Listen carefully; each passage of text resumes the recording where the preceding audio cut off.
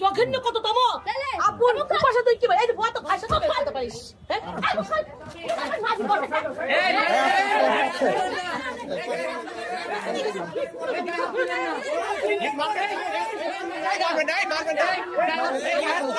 হোটেলে আসছেন কেন? আমি বিদায় জানাতে আসছি। হোটেলে বিদায় জানাতে আসছেন? ওনার বাড়ি ঘর নাই? ওকে বলছিলাম বাসায় যাওয়ার কথা, ওনার বড় আপনি হয় নাই। আসসালামু আলাইকুম। আপন ফুপাকে বিয়ে করেছে। ভাবা যায় সমাজটা দিন দিন কোথায় যাচ্ছে। এ কেমন অবক্ষয় বলে। আপন ফুপাকে কেউ কোনোদিন বিয়ে করতে পারে?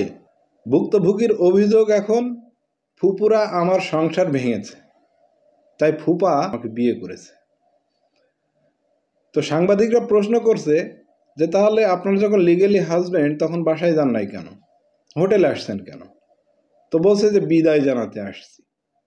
প্রথমে নাকি রাজি হয়েছিল বাসায় নেওয়ার জন্য, তারপরে রাজি হয় নাই, তারপরে বলছে যে তাহলে আমরা হোটেলেই দেখা করি।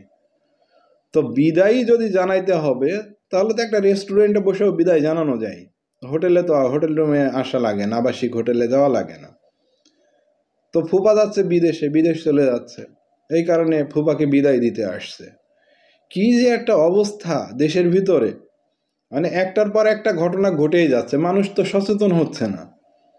কোথায় আপন চাচি, কোথায় খালা, কোথায় ফুপা, এরকম ঘটনা ঘটেই যাচ্ছে। এখন ঠিক আছে, মানলাম যে কোনো কারণে মেয়েটির সংসার ভেঙে গিয়েছে, সে তো এখন আরেকটা জীবনসঙ্গী খুঁজবে। তো বেছে বেছে ফুপাকে কেন? দেশে কি আর কোনো ছেলে ছিল না যে ফুপার সাথে আবার বিয়ে বসতে হবে? এর ভিতরে অনেক মিথ্যা লুকিয়ে আছে। হ্যাঁ, মেয়েটার ভিতরে যতটুকু বুঝতে পারলাম।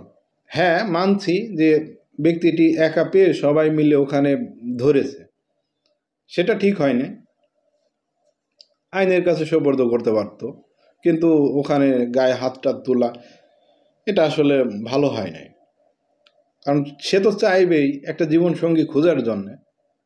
তা এখন ভুলটা হয়েছে ফুপা, আপন ফুপা। তা এখন এই কারণে আর কি বেশি মানুষের একটু ক্ষোভ যে তুই কেমনে পারলি যে আপন ফুপার সঙ্গে এরকম একটা অনৈতিক কাজ করতে, বা এই কেমনে পারলি হোটেলে আসতে। হোটেলে আসছেন কেন? আমি বিদায় জানাতে আসছি। হোটেলে বিদায় জানাতে আসছেন? ওনার বাড়ি ঘর নাই? ওকে বলছিলাম বাসায় যাওয়ার কথা, ওনার বড় আপনি হয় নাই। ফুপা হয়? হাত নামান। আপন ফুপা? আপন ফুপাকে বিয়ে করছেন? আমরা বিয়ে করছিলাম, ভোর থেকে আমাদের এই তো ফুপু এই তো কোন নজরে আছে তোমার কাছে? হ্যাঁ বলেন বলেন। এটা আমার বাবাকে আসতে দাও। আপনার নাম কি? আপনার নাম কি? আপনি এখানে কেন এসেছেন? আপনি এখানে কেন এসেছেন? আমার ছেলে আপনার নাম কি? আপনার নাম কি? আপনার নাম কি? আপনার নাম কি? হ্যাঁ, বাসা কোথায়? আদিনা, নাম আদিনা, রাত্রি না আদিনা। আমি বলে দিই। আপনার বাড়ি কোথায়? আপনার বাড়ি কোথায়? আপনার বাসা কোথায়? নিকিরবা নিকিরবা। আপনার আব্বার নাম কি? আব্দুল্লাহ শেখ। আব্দুল আব্দুল্লাহ শেখ। আব্দুল্লাহ আপনি শেখ। এখানে কি জন্য এসেছিলেন? বিদায় জানাতে।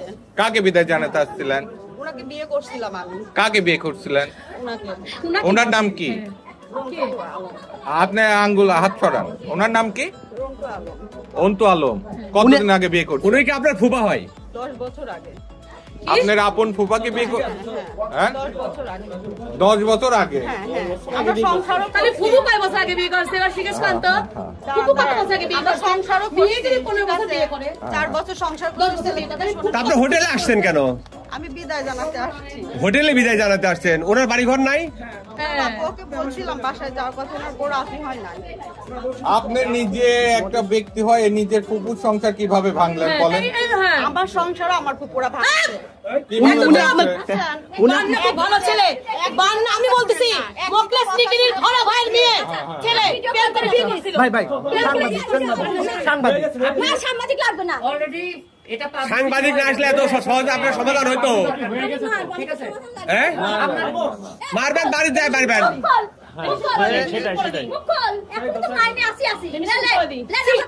জঘন্য কততম আপন ভাষা তুই কি এই ভয় তো ভাষা তো বলতে পারিস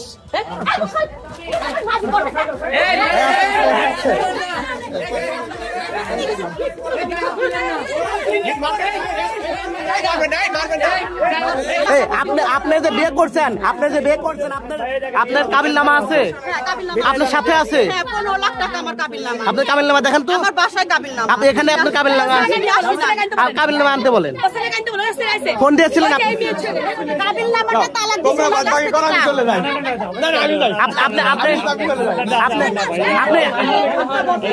আপনি কি বিবাহিত?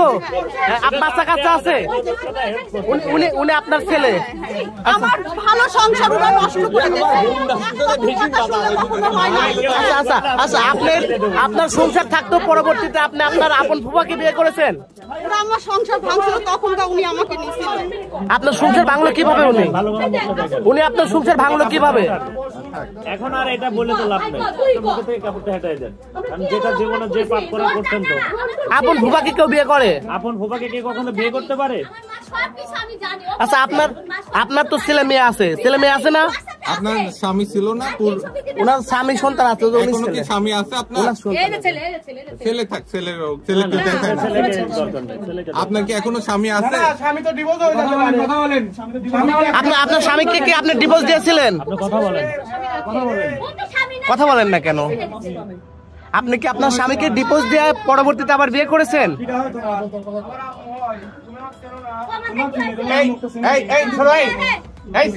এই ছেলে, এই তোর আব্বু নিয়ে চলে যাও, যাও যাও, বের করো। এই জায়গা খালি করো, জায়গা খালি করো, হয়ে গেছে, জায়গা খালি করো, জায়গা খালি করো, জায়গা খালি করো। তো যাই হোক, সবাইকে সচেতন হতে হবে।